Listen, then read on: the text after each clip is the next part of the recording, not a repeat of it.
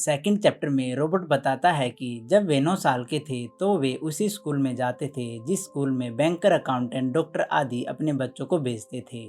दोस्तों, इससे पहले अगर आपने फर्स्ट चैप्टर की समरी नहीं देखी तो उसको जरूर देखें। डिस्क्रिप्शन में आपको उसका लिंक मिल जाएगा। एक दिन ऑथर अपने गरीब डैडी से कहता है कि डैडी, आप मुझे अमीर बना सकते हो। तो गरीब डैडी जो गवर्नमेंट सेक्टर में काम करते हैं वे उनसे कहते हैं कि तुम अमीर क्यों बनना चाहते हो।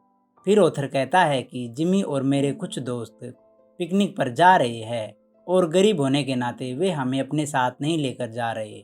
तो गरीब डैडी उनको बताता है कि अगर तुम्हें अमीर बनना है तो तुम्हें पैसा बनाना सीखना होगा। फिर रोबोट उनसे कहता है कि डैडी, मैं ये कैसे सीख सकता हूँ। फिर गरीब डैडी कहते हैं कि अपने माइंड का इस्तेमाल करके, और मैं ज़्यादा नहीं जानता, मुझे परेशान मत करो। फिर अगले दिन रोबोट और उसका दोस्त माइक दोनों स्कूल के ग्राउंड में बैठ के डिस्कस करने लगते हैं। अचानक से माइक के माइंड में एक बिजनेस आइडिया आता है। आइडिया के अकॉर्डिंग दोनों टूथब्रश का बिजनेस स्टार्ट करते हैं। फिर दोनों टूथब्रश की बोतल को इकट्ठा करने लगते हैं। फिर कुछ दिन बाद वे इन बोतल को पिघलाकर पैसे के कॉइन में कन्वर्ट करने लगते हैं। जब वे अपना काम कर रहे होते हैं तो गरीब डैडी और उसके दोस्त घर पर आते हैं। वे उन दोनों बच्चों को देखने लगते हैं।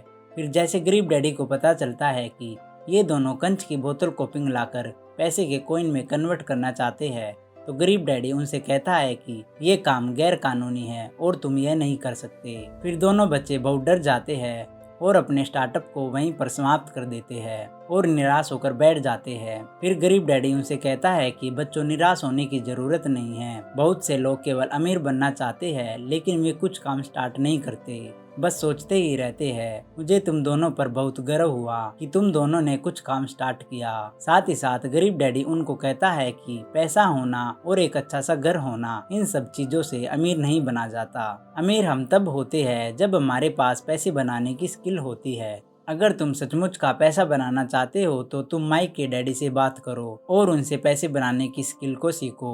माइक के डैडी जो हवाई के सबसे अमीर लोगों में से एक है। फिर माइक अपने डैडी से बात करने लगता है और शनिवार के दिन रोबोट को मिलने के लिए कहता है। फिर शनिवार के दिन रोबोट माइक के घर पर जाता है तो रोबोट माइक से पूछता है कि तुम्हारे डैडी हमेशा ऐसे ही बिजी होते हैं। तो माइक कहता है कि हाँ, ज्यादातर टाइम वे ऐसे ही बिजी होते हैं। जहाँ माइक और रोबोट बैठे हुए होते हैं वहाँ 2 लेडीज और एक ओल्ड मैन होता है। वे 2 लेडीज माइक के डैडी की रेस्टोरेंट की मैनेजर होती है और वो ओल्ड मैन सुपरवाइजर। तो कुछ टाइम बाद माइक के डैडी रूम के अंदर आते हैं और रोबोट से एक स्माइल के साथ पूछते हैं कि माइक ने मुझे बताया कि तुम अमीर बनना चाहते हो। जी हाँ, मुझे अमीर बनना है, ऐसा रोबोट कहता है। मैं तुम्हें अमीर बना दूंगा लेकिन मेरी एक शर्त है, और शर्त ये है कि तुम दोनों हर शनिवार को मेरे यहाँ पर 3 घंटे काम करोगे, ऐसा अमीर डैडी उनको कहता है। और मैं तुम्हें हर घंटे के 10 सेट दूंगा। रोबोट कुछ टाइम तक सोचने लगता है। फिर अमीर डैडी कहते हैं कि जल्दी बताओ, अगर तुम्हें अमीर बनना है तो तुम्हारे अंदर जल्दी डिसीजन लेने की स्किल होनी चाहिए। तो रोबोट हाँ भर देता है। फिर अमीर डैडी कहते हैं कि तुम दोनों मिसेज मार्टिन के पास जाओ, वो तुम्हें हर शनिवार का काम बता देगी। फिर 9 साल के दोनों बच्चे अमीर डैडी के वहाँ पर 3 वीक तक तो सही तरह से काम करते हैं। फिर 4th वीक में रोबोट माइक को काम छोड़ने के लिए कहता है। वो ये भी कहता है कि तुम्हारे डैडी ने तो उस दिन के बाद हमसे बात तक भी नहीं करी।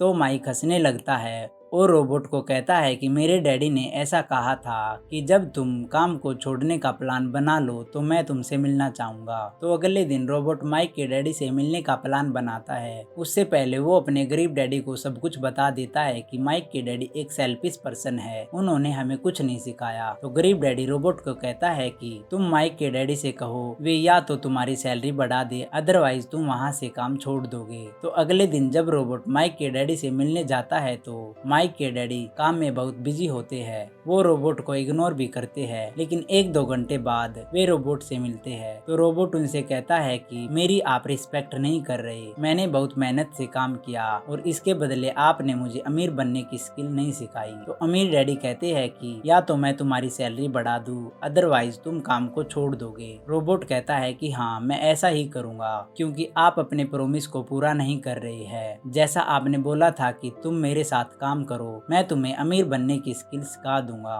तो अमीर डैडी कहते हैं कि मैं ऐसा कर रहा हूँ और तुम सीख भी रहे हो। जिस तरह तुम स्कूल में पढ़ाई करते हो मैं वैसे नहीं सिखा सकता, ये तुम्हें प्रैक्टिकल ही सीखना पड़ेगा।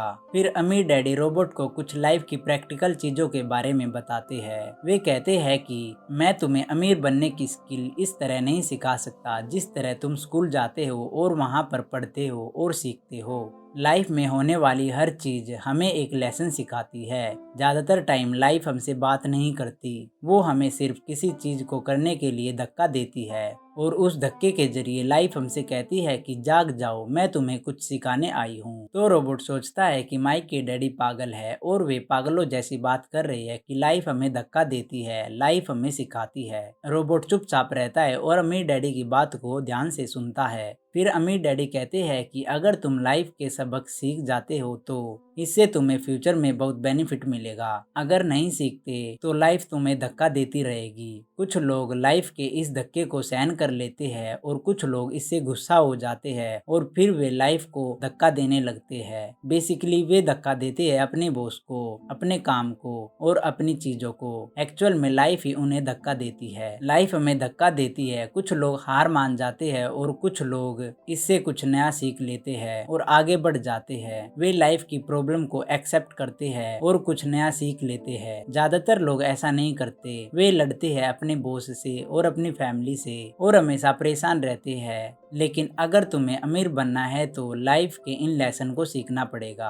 अमीर डैडी आगे कहते हैं कि अगर तुम इस तरह के बच्चे हो जिसमें हिम्मत नहीं है तो तुम लाइफ की हर प्रॉब्लम का सामना नहीं कर पाओगे। और अगर तुम उस टाइम का वेट कर रहे हो जहां तुम कुछ सीखो तो तुम उस टाइम का वेट करते रह जाओगे जो आने वाला नहीं है और तुम उस टाइम का वेट करते करते मर जाओगे। तो रोबोट कहता है कि आप मुझे धक्का दे रहे थे कि मैं इन लेसन को सीख लूं। तो अमीर डैडी कहता है कि हाँ, मैं तुम्हें ये सब सिखाना चाहता हूँ क्योंकि मेरे पास 200 एम्प्लॉय काम करते हैं और किसी ने भी अमीर बनने के लिए नहीं कहा। ज्यादातर लोग या तो काम करते हैं या फिर अपनी जॉब छोड़कर चले जाते हैं। अमीर डैडी कहते हैं कि तुम्हें अपने सोचने का नजरिया चेंज करना होगा। अगर तुम मुझे चेंज करना चाहते हो तो ऐसा नहीं हो सकता और अगर तुम खुद को चेंज करना चाहते हो तो ये हो सकता है। इसलिए अपनी प्रॉब्लम के लिए मुझे दोष देना बंद करो। फिर रोबोट कहता है कि अगर आप मुझे ज्यादा पैसा नहीं दोगे तो मैं काम को छोड़कर चला जाऊंगा। फिर अमीर डैडी कहते हैं कि बहुत सारे लोग ऐसा ही करते हैं, फिर वे और कहीं काम की बात करने लग जाते हैं जहाँ उन्हें ज्यादा पैसा मिलता हो, लेकिन फिर भी उस पैसे से उनकी प्रॉब्लम सॉल्व नहीं होती।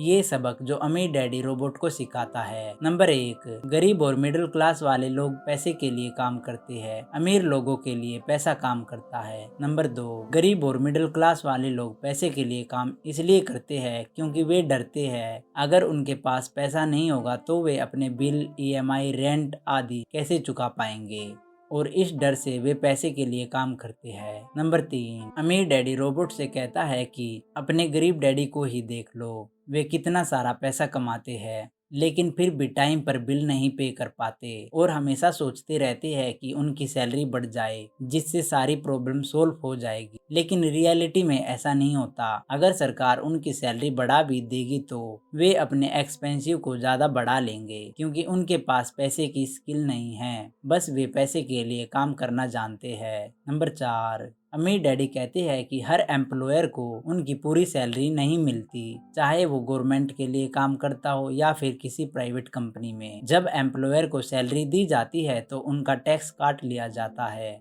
जबकि अमीर लोग ऐसा नहीं करते, सिर्फ गरीब और मिडिल क्लास वाले लोग ही ऐसा करते हैं। नंबर 5, गरीब डैडी कहते हैं अगर तुम ये सब नहीं सीखोगे तो तुम अपने डैडी जैसे बन जाओगे जो पैसा तो बहुत कमाते हैं लेकिन फिर भी कर्जे में डूबे रहते हैं। अमीर डैडी रोबोट को कहते हैं तुम्हें जिंदगी के सबसे बड़े जाल से बचना चाहिए। हमारे अंदर 2 तरह की फीलिंग होती है। नंबर 1, पैसे का डर। नंबर 2, पैसे का लालच। जब हमारे पास पैसा नहीं होता तो हम पैसे के लिए काम करना स्टार्ट कर देते हैं और फिर कुछ पैसा इकट्ठा करके हम उस पैसे को वहां पर इन्वेस्ट करना चाहते हैं जो चीज हम उस पैसे से खरीद सकते हैं। और यही एक हमारी लाइफ का पैटर्न बन जाता है कि सुबह उठना है, पैसे के लिए काम पर जाना है, बाद में पैसों को खर्च कर देना है। लोग सोचते हैं अगर उनको ज्यादा पैसा दिया जाए तो जो उनके माइंड के अंदर पैसे का डर है वो खत्म हो जाएगा, लेकिन रियलिटी में ऐसा नहीं होता। जब उनको ज़्यादा पैसा दिया जाता है तो वे ज़्यादा चीज़ों के बारे में सोचने लगते हैं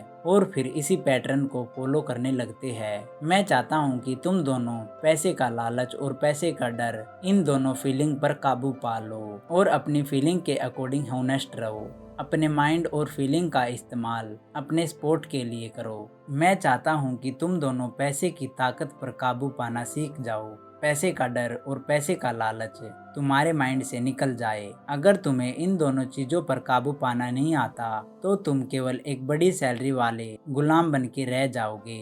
हे दोस्तों, अगर आप चाहते हो कि इन दोनों चीजों पर कैसे काबू पाया जाए तो हमें कमेंट बॉक्स में ज़रूर बताएं। और अगर आपको ये वीडियो पसंद आई हो तो लाइक के बटन को ज़रूर दबाएं और सब्सक्राइब करना ना भूलें ताकि फ्यूचर में आप कोई भी समरी मिस ना करो।